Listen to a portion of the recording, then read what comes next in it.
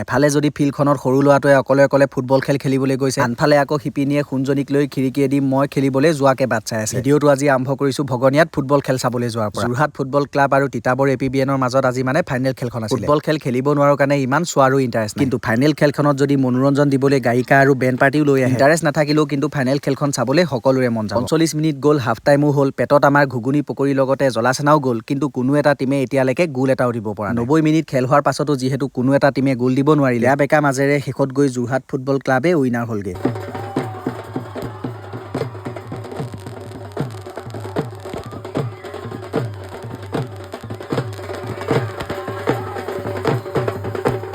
বাৰু দিয়ক, ফুটবল খেল চালো, জ্বলা চানা যিহেতু খালো, দুভাগমান আকৌ শিপিনীলেকো লৈ আহিছে। মাকক আৰু মোক জ্বলা চানা খোৱা দেখি আকৌ সোণজনীয়েও হাত পাতিছে। পিছে আজিৰ এই মিনি ব্লগটো কেনেকুৱা লাগিলে জনাব, পাৰিলে পেজখন ফ'ল' কৰিবলৈ নাপাহৰিব। অন্য এটা ভিডিঅ' লৈ মই আকৌ আহি আছো আজিলৈ, তেন্তে ধন্যবাদ।